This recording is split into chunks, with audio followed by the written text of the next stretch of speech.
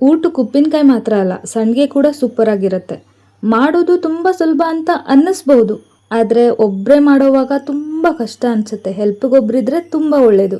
ಪಾಪ ನನ್ನ ಮಗ ತುಂಬ ಹೆಲ್ಪ್ ಮಾಡ್ದ, ಆದರೂ ಕೂಡ ಉರಿ ಬಿಸಿಲಲ್ಲಿ ಸಾಕಾಗೋಯ್ತು. ಸಂಡಿಗೆ ಚೆನ್ನಾಗಿ ಬಂತು ಅನ್ನೋ ಸ್ಯಾಟಿಸ್ಫ್ಯಾಕ್ಷನ್ ಅದೆಲ್ಲಾನು ಮರ್ಸ್ಬಿಡ್ತು. ಇಲ್ಲಿ ನಾನು 4 ಕಪ್ ಆಗುವಷ್ಟು ರೇಷನ್ ಅಕ್ಕಿ ತಗೊಂಡಿದ್ದೀನಿ. ಹೆಚ್ಚು ಕಮ್ಮಿ 1 kg ಅನ್ಕೊಳ್ಳಿ. ಅದಕ್ಕೆ ಕಲ್ಲುಪ್ಪು ಹಾಕಿ ಚೆನ್ನಾಗಿ ವಾಶ್ ಮಾಡಬೇಕು 10 ರಿಂದ 12 ಸಲ. ನಂತರ ನೀರು ಹಾಕಿ 24 ಗಂಟೆ ನೆನೆಸ್ಕೊಳ್ತೀನಿ. ಅಂದರೆ ಇವತ್ತು ಬೆಳಿಗ್ಗೆ ನೆನೆಸಿಟ್ರೆ ನಾಳೆ ಬೆಳಿಗ್ಗೆ ಸಂಡಿಗೆ ಹಿಟ್ಟು ಮಾಡ್ಕೊಂಡು ಸಂಡಿಗೆ ಮಾಡಬೇಕು ಅಷ್ಟೇ, ಆ ಥರ.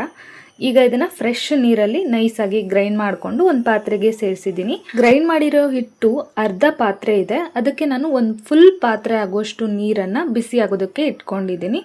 ಅದಕ್ಕೆ ರುಚಿಗೆ ತಕ್ಕಷ್ಟು ಉಪ್ಪನ್ನು ಸೇರಿಸಿದ್ದೀನಿ. ನೀರು ಚೆನ್ನಾಗಿ ಕುದಿಯೋವಾಗ ಈ ಗ್ರೈಂಡ್ ಮಾಡಿ ಇಟ್ಕೊಂಡಿರೋ ಹಿಟ್ಟನ್ನು ಸ್ವಲ್ಪನೇ ಹಾಕಿ ಮಿಕ್ಸ್ ಮಾಡ್ಕೊಂಡು ಬರಬೇಕು. ಗಂಟಾದರೂ ಕೂಡ ತೊಂದರೆ ಇಲ್ಲ, ಆಮೇಲೆ ಅದನ್ನು ನಿಧಾನಕ್ಕೆ ಒಡ್ಕೊಂಡು ಸರಿ ಮಾಡ್ಬೋದು. ಸಂಡಿಗೆ ಹಿಟ್ಟು ಗಟ್ಟಿ ಇದ್ದಷ್ಟು ಕೂಡ ಸಂಡಿಗೆ ತುಂಬ ಚೆನ್ನಾಗಿ ಬರುತ್ತೆ. ಕಡಿಮೆ ಉರಿನಲ್ಲಿ ಮೇಲ್ಗಡೆ ಮುಚ್ಚಿಟ್ಟು ಸ್ವಲ್ಪ ತಳ ಹಿಡಿದ್ರೂ ಪರವಾಗಿಲ್ಲ, ಚೆನ್ನಾಗಿ ಬೇಯಿಸ್ಕೊಂಡು ತಗೊಳ್ಳಿ. ಇದಕ್ಕೆ ಅಜ್ವೈನು, ಜೀರಿಗೆ ಇದೆಲ್ಲ ಹಾಕ್ಬೋದು, ಹಾಕಿದ್ರೆ ಕಲರ್ ಚೇಂಜ್ ಆಗುತ್ತೆ. ಮತ್ತೆ ಈ ಥರ ಸಣ್ಣ ಶಾವಿಗೆ ಎಳೆ ಥರದ ಸಂಡಿಗೆ ಕೂಡ ಮಾಡ್ಕೊಳಕ್ ಆಗಲ್ಲ. ನಂತರ ನಿಮಗೆ ಯಾವ ಅಚ್ಚಲ್ಲಿ ಸಂಡಿಗೆ ಇಷ್ಟ ಆಗುತ್ತೋ ಅದರಲ್ಲಿ ಮಾಡಿಕೊಂಡು ಬಿಸಿಲಲ್ಲಿ 2-3 ದಿನ ಚೆನ್ನಾಗಿ ಒಣಗಿಸಿ ಸ್ಟೋರ್ ಮಾಡ್ಕೊಳ್ಳಿ.